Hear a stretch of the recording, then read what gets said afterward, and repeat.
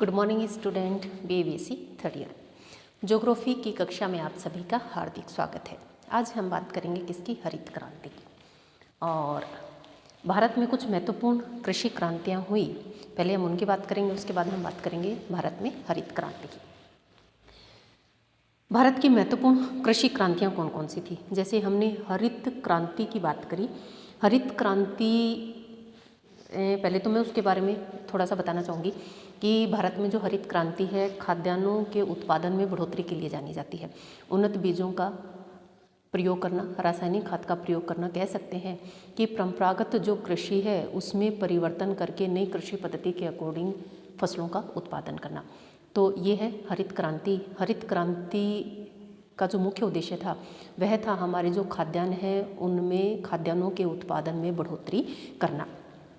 तो कुछ कृषि क्रांतियाँ थी जिनको हम भारत की जो मुख्य कृषि क्रांतियाँ हैं जिनको हम निम्न प्रकार से समझते हैं। जैसे हरित क्रांति है, हरित क्रांति का संबंध किससे है? खाद्यान्न उत्पादन से। श्वेत क्रांति है, श्वेत क्रांति दुग्ध उत्पादन से। पीली क्रांति तिलहन उत्पादन से। पीली क्रांति का संबंध तिलहन के उत्पादन से है कि पीली क्रांति किस लिए आई? ताकि तिलहन का जो उत्पादन है उसमें बढ़ोतरी की जा सके। नीली क्रांति मत्स्य उत्पादन के लिए जानी जाती है। गुलाबी क्रांति झींगा या प्याज उत्पादन के लिए, कि प्याज उत्पादन में बढ़ोतरी करने के लिए कौन सी क्रांति की गई थी या कौन सी क्रांति महत्वपूर्ण थी? कौन सी? प्याज के लिए गुलाबी क्रांति। भूरी क्रांति रासायनिक उर्वरक उत्पादन के लिए जानी जाती है। सिल्वर क्रांति का जो संबंध है अंडा या कुटकुट उत्पादन से संबंधित है। गोल्ड क्रांति का संबंध बागवानी से है। लाल क्रांति का संबंध टमाटर से है, टमाटर के उत्पादन से तथा मांस के उत्पादन से है। गोल क्रांति, आलू कैसा होता है? गोल होता है, इसलिए गोल क्रांति हमने किसको कहा? आलू को कहा। काली क्रांति बायोडीजल तथा एथेनॉल इन दोनों के उत्पादन से संबंधित है। बादामी क्रांति मसालों के उत्पादन से तथा उसके निर्यात से। खाकी क्रांति चमड़े से उसका संबंध है। रजत रेशा क्रांति कपास से। स्वर्ण रेशा क्रांति जूट से। और सदाबहार क्रांति समग्र कृषि विकास से उसका संबंध माना गया है। हम बात करते हैं किसकी? हरित क्रांति। हरित क्रांति जो शब्द है उसको ग्रीन रिवोल्यूशन बोलते हैं। हरित क्रांति शब्द का सर्वप्रथम प्रयोग किसने किया था? संयुक्त राज्य अमेरिका के थे विलियम गेट। संयुक्त राज्य अमेरिका के थे विलियम गेट। उन्होंने क्या किया था? हरित क्रांति शब्द का प्रयोग किया था। हरित क्रांति शब्द का प्रयोग सबसे पहले विश्व में किसने किया था? एक विलियम गेट थे, कहाँ के थे? USA के थे। उन्होंने क्या किया था? हरित क्रांति शब्द का प्रयोग किया था। प्रथम जो अनुसंधान केंद्र है, अनुसंधान मतलब खेती से संबंधित, खेती के लिए उन्नत बीजों के प्रयोग करने के लिए सबसे पहले जो प्रथम जो अनुसंधान केंद्र स्थापित किया गया था 1834 में किया गया था। जगह का नाम है एल्सेस। एल्सेस नामक स्थान पर 1834 में प्रथम अनुसंधान केंद्र की स्थापना की गई थी। कृषि अनुसंधान केंद्र की स्थापना की गई थी जिसमें कृषि वैज्ञानिक थे J.B. बोसिंगाल्ट। तो इन्होंने क्या किया था? यहाँ पर प्रथम कृषि वैज्ञानिक के रूप में इन्होंने कार्य किया था। उसके बाद बात करें अनुसंधान कार्य किया। देखिए संसार में कोई भी देश है, उस देश का अनुसंधान कार्य का मुख्य उद्देश्य क्या होता है कि वहाँ की जो परंपरागत खेती है उसमें सुधार करना। किसी भी देश में अगर अनुसंधान कार्य होता है, कृषि से संबंधित अनुसंधान कार्य होता है, तो उसका एक ही मात्र उद्देश्य होता है कि जो कृषि की परंपरागत जो पद्धति है उसमें क्या करना? सुधार करना या उसमें परिवर्तन करना, ताकि हम जो हमारी फसलों का उत्पादन है हम उसमें बढ़ोतरी कर सकें। देखिए हरित क्रांति की आवश्यकता क्यों पड़ी? हरित क्रांति की आवश्यकता इसलिए भी पड़ी क्योंकि हमारी जनसंख्या जैसे ही भारत आज़ाद हुआ उसकी बात करें या उस समय विश्व की बात करें, जनसंख्या बढ़ रही थी और उस अनुपात में हमारे खाद्यान्न में बढ़ोतरी नहीं हो रही थी। तो खाद्यान्नों में बढ़ोतरी करने के लिए हमने क्या किया? हरित क्रांति का उद्भव हुआ। तो जो प्रथम अनुसंधान केंद्र था, कृषि अनुसंधान केंद्र था, कृषि वैज्ञानिक थे उसमें J.B. बोसिंगाल्ट। और 1834 में एक एल्सेस नामक स्थान पर था, वहाँ उन्होंने क्या किया था? अपना यह रिसर्च कार्य किया था और उन्होंने अपना अनुसंधान कार्य प्रारंभ किया था। 1908 की बात करें, अमेरिकन सोसाइटी ऑफ एग्रोनॉमी इसकी स्थापना की गई थी जिसके कारण अमेरिका में कृषि का विकास पर बल दिया गया था। अमेरिका में कृषि के विकास पर बल दिया गया था। 1908 में एक कमेटी की स्थापना की गई थी, अमेरिकन, जिसको सोसाइटी ऑफ एग्रोनॉमी के नाम से जाना जाता है।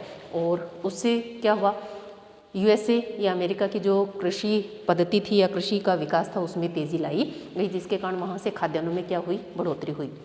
उसी की तर्ज पे क्या हुआ, 1950 की बात करें, उसके ठीक 50 वर्ष बाद भारत की बात करते हैं तो इंडियन सोसाइटी ऑफ एग्रोनॉमी की स्थापना की गई थी भारत में, जिसके बाद भारत में भी कृषि के विकास में तेज़ी आई थी। बात करते हैं सन 1958 की बात करते हैं। भारत में पहली बार 1958 में जब देश आज़ाद हो चुका था, उस समय हमारी पंचवर्षीय योजनाएं थी जिसके माध्यम से सिंचाई परियोजनाएं भी लागू की गई थी, जिसके माध्यम से हम धीरे धीरे खाद्यान्न उत्पादन बढ़ाने पर बल दिया जाने लगा था। तो 1958 में पहली बार क्या हुआ था कि जो गेहूं होता था, पहली बार 120 लाख टन गेहूं में 50 लाख टन की बढ़त हुई थी और कुल जो गेहूं था 170 लाख टन हो गया था। और अमेरिकी जो वैज्ञानिक थे उसने क्या माना था, अमेरिकी वैज्ञानिक थे डॉक्टर विलियम गोड, उसने इसे हरित क्रांति का प्रभाव माना था कि ऐसा किसके कारण हुआ है, हरित क्रांति के कारण इस प्रकार से यह बढ़ोतरी गेहूं के उत्पादन में संभव हुई है। पहले 120 लाख टन गेहूं का उत्पादन होता था, लेकिन 50 लाख टन अतिरिक्त बढ़त हुई और कुल जो उत्पादन था गेहूं का कितना हो गया, 170 लाख टन हो गया। तो जो डॉक्टर विलियम गोड था, उन्होंने क्या किया, इसको हरित क्रांति का नाम दिया। उनका ऐसा मानना था कि यह हरित क्रांति के कारण क्या हुई थी, गेहूं का जो उत्पादन है उसमें बढ़ोतरी दर्ज की गई थी। भारत में अगर हरित क्रांति की अगर हम बात करें, कृषि क्षेत्र में पारंपरिक तकनीक तथा कृषि की विधियों को आधुनिक विधियों द्वारा परिवर्तित करने से इसका संबंध माना जाता है कि हरित क्रांति है, हम परंपरागत कृषि को छोड़कर आधुनिक जो हमारी कृषि है उसमें हम किस प्रकार से परिवर्तन कर सकते हैं। उन्नत बीजों का प्रयोग कर सकते हैं, रासायनिक उर्वरक का प्रयोग कर सकते हैं, कृषि की वैज्ञानिक विधियों का प्रयोग कर सकते हैं। उन सभी के प्रयोग करने से को क्या संबंधित थी, हमारी हरित क्रांति संबंधित थी। सबसे पहले हरित क्रांति का जो प्रारंभ हुआ था 1950 के दशक में, मैक्सिको में एक फाउंडेशन था, रॉकफेलर फाउंडेशन। मैक्सिको में सबसे पहले 1950 के दशक में प्रारंभ कहाँ हुआ था, हरित क्रांति की जो शुरुआत थी कहाँ हुआ था, 1950 में मैक्सिको में एक फाउंडेशन था, रॉकफेलर फाउंडेशन। उसने क्या किया था, रॉकफेलर फाउंडेशन के वैज्ञानिकों ने इसका संचालन किया था, हरित क्रांति का संचालन किया था। एक संस्था थी, संस्था में वैज्ञानिक थे, उन्होंने क्या किया था, इस जो हरित क्रांति था उसका संचालन किया था। इन्होंने क्या किया था, गेहूं की जो अधिक उन्नत या अधिक उपज देने वाली तथा दूसरी हम कह सकते हैं अधिक प्रतिरोधी दक्षता वाली बोनी किस्में तैयार की थी, जो हाइट में क्या थी, कम थी, लेकिन उत्पादन क्या था, ऐसी फसलों का अधिक था। कि गेहूं की ऐसी अधिक उपज देने वाली तथा उन्नत किस्में जो किस प्रकार की थी, अधिक प्रतिरोधी थी, बोनी किस्म की गेहूं की किस्मों का उत्पादन किया था। और इसके बाद उन्होंने क्या किया था, 1960 में अगर हम बात करें तो इस रॉकफेलर फाउंडेशन ने ही क्या किया था, फाउंडेशन के इंटरनेशनल राइस रिसर्च इंस्टीट्यूट कहाँ है, मनीला। मनीला कहाँ है, फिलीपींस में। कि जो चावल का जो रिसर्च अनुसंधान केंद्र है वो कहाँ पर है, मनीला में है। और मनीला कहाँ है, फिलीपींस में है। तो इन्होंने क्या किया, चावल की अधिक उपज देने वाली किस्में क्या की थी, तैयार की थी। और अधिक उपज देने वाली जो फसलें थी, गेहूं और चावल, उसको वर्ण संकर जो उसकी किस्में थी विभिन्न देशों में इन्होंने पहुंचाई। और जिसके कारण हरित क्रांति का क्या हुआ था, सूत्रपात हुआ था।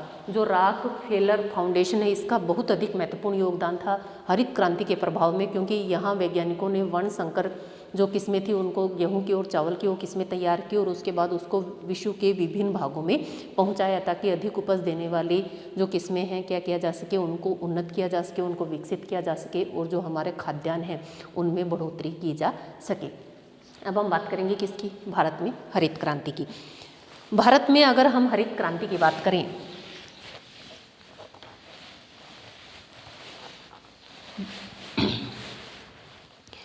उन्नीस के दशक में 1960 के दशक में 58 में Indian agriculture society of agronomy, उससे पहले उसकी स्थापना हो गई थी जैसे ही भारत आज़ाद हुआ था।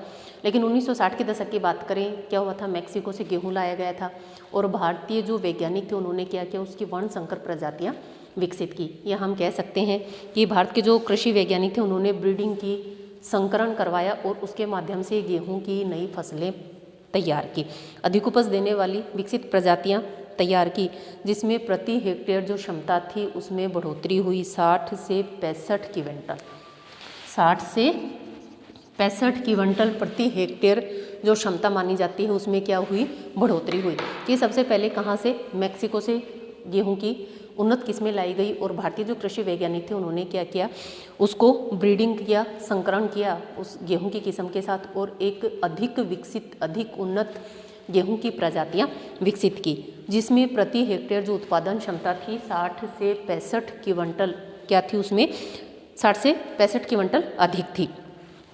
ऐसी ही स्थिति धान की भी थी, ऐसी स्थिति धान की प्रजातियों की भी थी। धान भी कहाँ से लाया गया था, मैक्सिको से लाया गया था और उसके बाद क्या किया गया था, उसकी भी वर्ण संकर किस्में तैयार की गई थी और जिसके माध्यम से भारत में जो खाद्यान्न उत्पादन है उसकी समस्या का समाधान किया गया था। और दूसरी इन्होंने कही, जैसे ही भारत में हरित क्रांति का प्रभाव हुआ, भारत में खाद्यान्न की दृष्टि से भारत कैसा हो गया, आत्मनिर्भर हो गया। भारत जैसे ही हरित क्रांति का प्रभाव भारत में देखने को मिला तो भारत में जो खाद्यान्न है, खाद्यान्न में भारत आत्मनिर्भर हो गया, जिसका श्रेय किसे जाता है, श्रेय जाता है नोबेल पुरस्कार से सम्मानित एकमात्र अमेरिकी कृषि वैज्ञानिक, जिसको नाम देते हैं हम डॉक्टर नॉर्मन ई बोरलॉग, उनका विशेष योगदान रहा। इसके साथ ही एक अन्य व्यक्ति का भी विशेष योगदान रहा जिसको MS स्वामीनाथन के नाम से जाना जाता है, जिसको SM स्वामीनाथन के नाम से जाना जाता है। इन दोनों व्यक्तियों का हरित क्रांति के उद्भव में महत्वपूर्ण योगदान रहा। और 1960-61 की अगर हम बात करें तो भारत के जितने भी राज्य हैं, देश के 7 राज्यों में फर्स्ट में क्या किया गया था, 7 राज्यों में से जिलों को चयनित किया गया था, 7 जिलों को चयनित किया गया था जहां पर सघन कृषि विकास कार्यक्रम लागू किया गया था। इन जिलों पर क्या किया गया था, जो उन्नत किस्म के हमारे बीज थे उनको बोने का कार्य प्रारंभ किया गया था। जिले कौन कौन से थे, राजस्थान है, मध्य प्रदेश, उत्तर प्रदेश, पंजाब, बिहार, आंध्र प्रदेश, तमिलनाडु राज्यों का चयन किया गया था। और इनके 7 जिलों में वर्ण संकर जो किस्में तैयार की थी भारतीय वैज्ञानिकों ने, उनको बोने का कार्य किया गया था। इसमें बात आती है कि जो किस्में तैयार की थी उनको बोने का कार्य देश के इन 7 जिलों में किया गया था। और जैसे ही क्या हुआ, इससे खाद्यान्न में बढ़ोतरी हुई। सघन कृषि जिला कार्यक्रम के तहत जैसे ही खाद्यान्नों में वृद्धि हुई, कृषकों को ऋण, उन्नत बीज, उर्वरक, अनुदान तथा कृषि उपकरण प्रदान किए गए। और इसी कार्यक्रम के तहत इन चयनित जिलों में यह सब सफल रहा। और इससे प्रेरित होकर 1965 ईस्वी में सरकार ने यह कार्यक्रम देश के 114 जिलों में सघन कृषि क्षेत्रीय कार्यक्रम के रूप में विस्तृत कर दिया। पहले प्रायोगिक तौर पर 7 जिलों में लागू कर दिया गया था, 7 राज्यों के 7 जिलों पर इसको लागू किया गया था। लेकिन जैसे ही खाद्यान्न में बढ़ोतरी हुई, इसको देश के 114 जिलों में सघन कृषि क्षेत्रीय कार्यक्रम के तहत इसको विस्तृत रूप से लागू कर दिया गया। इस कार्यक्रम को चलाने में प्रख्यात जो हमारे वैज्ञानिक थे, कृषि वैज्ञानिक थे MS स्वामीनाथन, इनका महत्वपूर्ण योगदान रहा। इस कार्यक्रम को चलाने में, सघन कृषि विकास क्षेत्रीय कार्यक्रम को चलाने में, सघन कृषि क्षेत्रीय कार्यक्रम को चलाने में जो हमारे कृषि वैज्ञानिक थे MS स्वामीनाथन, इनका बहुत अधिक योगदान रहा। और भारत में इन्हें हरित क्रांति के जनक के नाम से जाना जाता है। कारण क्या था, हरित क्रांति के जनक के नाम से इन्हें जाना जाता है। जो नई नीति थी उसमें अधिक उपज देने वाली किस्मों के बीजों पर बल दिया गया। जो हमारी नई नीति थी उसका एकमात्र उद्देश्य था कि अधिक जो उन्नत या अधिक उपज देने वाले जो बीज हैं, किस्म है, उसके बीजों पर बल दिया गया। इसी कारण यह जो कार्यक्रम था उसका नाम क्या रखा गया, उन्नत बीज कार्यक्रम उसका नाम रखा गया। 60-65 की बात करें, 66-67 की बात करें, देश में भयंकर अकाल पड़ने के कारण, सूखा पड़ने के कारण सरकार ने कृषि उत्पादन में वृद्धि के लिए 1966 और 67 में अधिक उपज देने वाले बीजों की नई कृषि नीति को अपनाया। जैसे ही देश में अकाल पड़ा 1965-66 में और दूसरा पड़ा 1966-67 में। देश में भयंकर अकाल पड़ा, सूखा पड़ा, जिसके कारण सरकार ने क्या किया, कि कृषि उत्पादन में वृद्धि करने के लिए 1966-67 में अधिक उपज देने वाले बीजों की नई कृषि नीति को अपनाया और कृषि विकास की इस नीति में अधिक उपज देने वाली किस्मों के जो कार्यक्रम थे उसके अतिरिक्त बहुफसली कार्यक्रम को भी उसमें शामिल किया गया कि एक से अधिक मल्टीपल क्रॉप जो प्रोग्राम है उसको भी उन्होंने उसमें क्या किया, बहुफसली कार्यक्रम को भी उसमें शामिल किया गया। और अधिक उपज देने वाली किस्मों के जो कार्यक्रम हैं उसको हम कह सकते हैं high yielding variety program, HYVP, high yielding variety program. तो भारत में हरित क्रांति का जो प्रारंभ था पंजाब, हरियाणा और उत्तर प्रदेश राज्यों में गेहूं की खेती में उन्नत बीजों के प्रयोग से प्रारंभ हुआ। भारत में अगर हम हरित क्रांति की बात करें तो हरित क्रांति का जो प्रारंभ था वह पंजाब, हरियाणा और उत्तर प्रदेश में गेहूं की उन्नत किस्मों के रूप में क्या हुआ, उन्नत बीज के प्रयोग के रूप में हुआ। गेहूं, चावल, मक्का, धान, बाजरा जितनी भी थी इन सभी फसलों पर हरित क्रांति का प्रभाव देखने को मिला, लेकिन सर्वाधिक जो प्रभाव पड़ा गेहूं और चावल पर पड़ा। और अगर हम सर्वाधिक की बात करें तो वह गेहूं तक ही हमारी जो हरित क्रांति थी वह सीमित रही। कारण क्या था, जिस अनुपात में विदेशों में प्रति हेक्टेयर चावल का उत्पादन होता है उस अनुपात में हमारे यहाँ जो चावल है उसका प्रति हेक्टेयर जो उत्पादन है वह क्या पाया जाता है, कम पाया जाता है। तो ऐसा माना जाता है कि अगर टोटल को हम देखें, हरित क्रांति के प्रभाव को देखें तो विभिन्न प्रकार की फसलों पर इसका प्रभाव देखने को मिला है, लेकिन अगर हम विदेशों से तुलना करें तो हमारा जो चावल का प्रति हेक्टेयर उत्पादन है वह विदेशों से आज भी कम है। कह सकते हैं कि हरित क्रांति का प्रभाव चावल पर उतना अधिक देखने को नहीं मिला जितना हमें मिलना चाहिए था।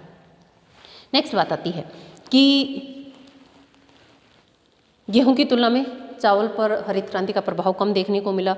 1983 तक चावल की जो खेती थी उस खेती को भी हरित क्रांति में शामिल कर लिया गया।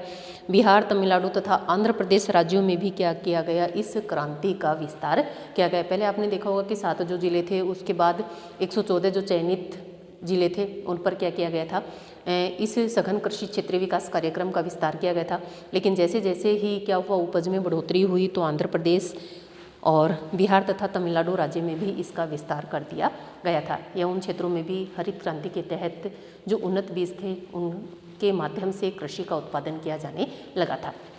बात करते हैं कि चावल की खेती में हरित जो क्रांति है उसका अपेक्षित लाभ नहीं मिला।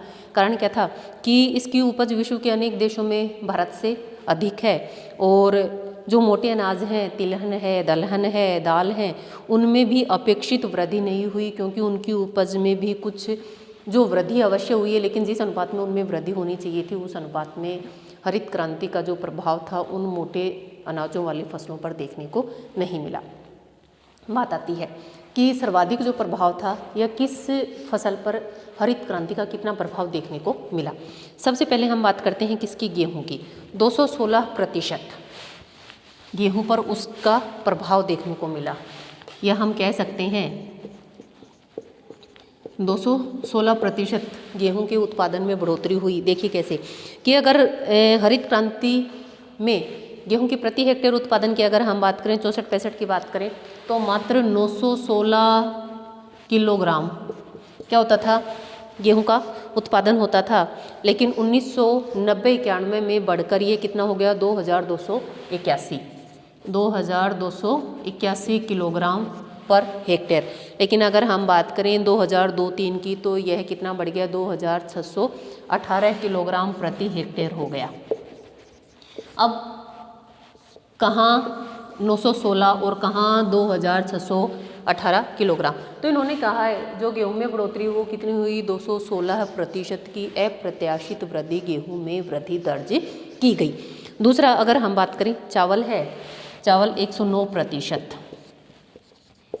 चावल 109%। अब देखिए गेहूं से जस्ट, गेहूं में क्या है बढ़ोतरी, जस्ट डबल है, 216% की बढ़ोतरी है, जबकि चावल में 109% की बढ़ोतरी हुई है। मक्का की बात करें 63%, ज्वार की बात करें 79%, बाजरे की बात करें 94%। इन सभी जो फसलें हैं उनमें क्या की गई, वृद्धि दर्ज की गई थी। अगर 37 वर्षों की अगर हम बात करें इसमें गेहूं के उत्पादन में तो गेहूं की जो प्रति हेक्टेयर उपज थी 64-65 में 916 किलोग्राम थी, लेकिन 2002-03 की अगर हम बात करें तो 2002-03 में बढ़कर कितनी हो गई थी, 2618 किलोग्राम प्रति हेक्टेयर हो गई थी। हम कह सकते हैं कि इन 37 वर्षों में वृद्धि कितनी हुई थी, 216.5% से अधिक वृद्धि गेहूं की उपज में दर्ज की गई। जबकि चावल की बात करें 109, बाजरे की बात करें 94% गेहूँ बाजरे में वृद्धि दर्ज की गई है। नेक्स्ट बात करते हैं कि जिस अनुपात में हमारे देश में जनसंख्या बढ़ रही है उस अनुपात में खाद्यान्न भी हमें बढ़ाने पड़ेंगे। देश की बढ़ती हुई जनसंख्या के परिप्रेक्ष्य में हम बात करें कि कृषि में दूसरी हरित क्रांति की आवश्यकता है।